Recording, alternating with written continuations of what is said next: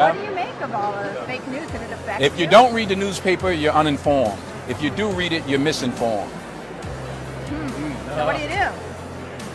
That's a great question. What is the long-term effect of too much information? One of the effects is the need to be first, not even to be true anymore.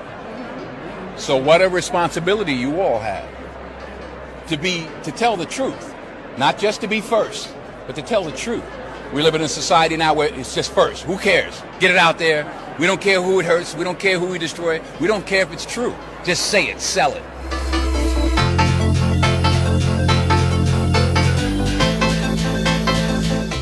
Anything you practice, you'll get good at, including BS.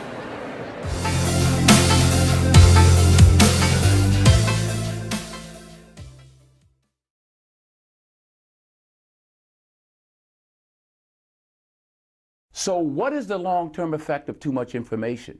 The polarization of the electorate? A meaner-spiritedness? False information as well, because the whole fake news thing. Pick one. It's not just one. That's the flavor of the day. Every day is something else. People have to understand, are you using your device or is your device using you? Can you put it down? Can you turn it off? You're talking about literally the places people get their information from. I don't care what information. Pick one. Phone, television. You know, it used to be news. Now it's opinion news. Oh, glasses. We have 3 experts on the right, 3 on the left. Let's discuss. Ooh, light bulbs. We have 3 experts on the right. That's not news. That's opinion news. Well, over and over and over. Cycle. What is the long-term effect of too much information? If you're sitting there and you're thinking it's the gospel, what I'm saying to people is, to all of us, I'm not knocking the phone. What I'm saying is we have to understand, we have to at least ask ourselves, around the world, you here in England, wherever you are, what is it doing to us?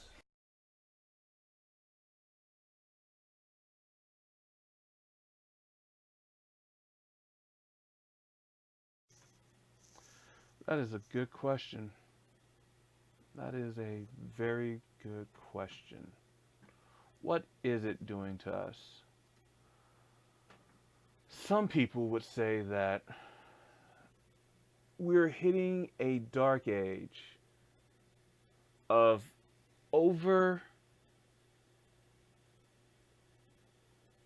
how can I say this? We're hitting a dark age of over information.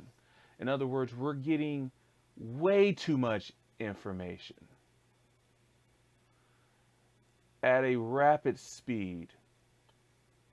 And Denzel is right that it's no longer about being right.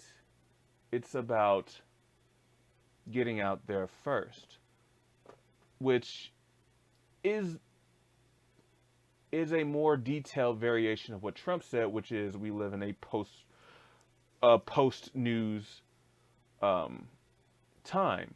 And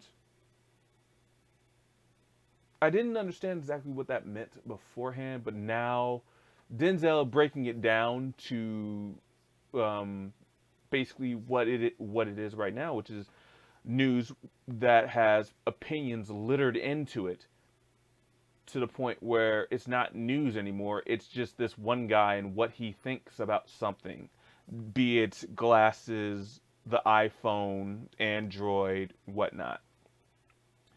There are differences between criticizing, which the news shouldn't be able to do because the news is supposed to just tell us the facts, the stories, and what's going on. Now it's opinions of the people who are on the panel. That's criticizing. There's a difference between serving a platitude to certain people and then a talking head criticizing certain things. It's like Tomi Lahren and her final thoughts. That's great that you have final thoughts, baby, but fuck your final thoughts. Just report the facts. That's what we want. We want the facts. I mean, it's also nice that Tomi Lahren is a nice piece of ass. But regardless of that, it's supposed to be news first, opinion second.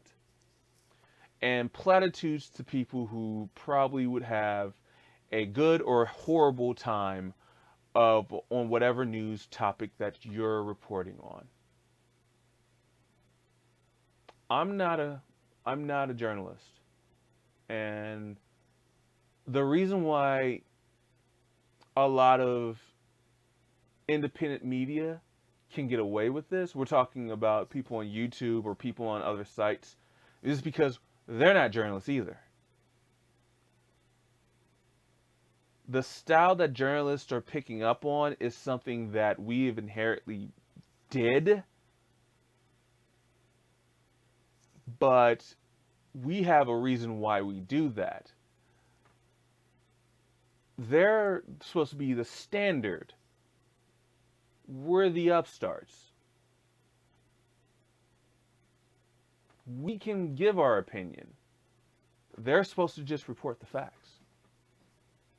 And that's how it's supposed to be, but now it's not. It's more of a BuzzFeed style of how they're doing reporting, and now they're just calling that news.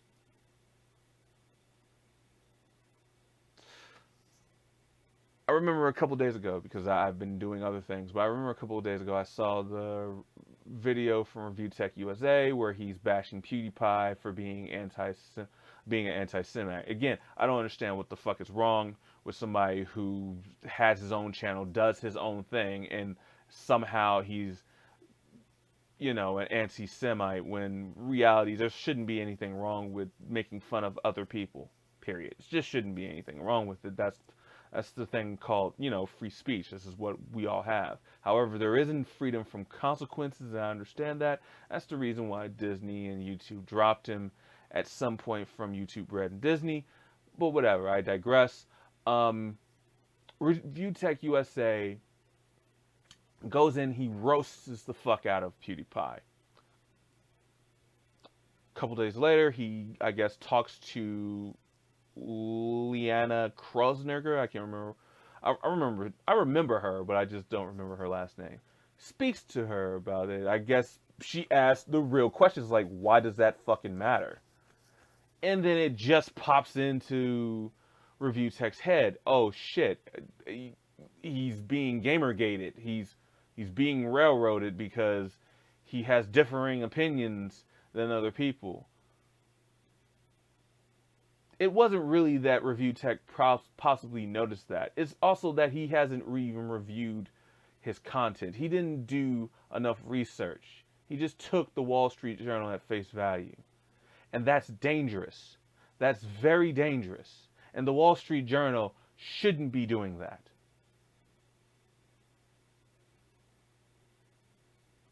It used to be a running joke that you can go ahead and look on Google and find out news and information like that within 5 minutes. You're doing research and you can go ahead and write a paper on it. Now you can't even do that. You have to look and search. You have to fact check 5 times before you even make a video or any type of news related content. But that's my thoughts for today. So this is Guan Yu 007 signing out. You guys have a great time, good evening, and you guys be safe out there.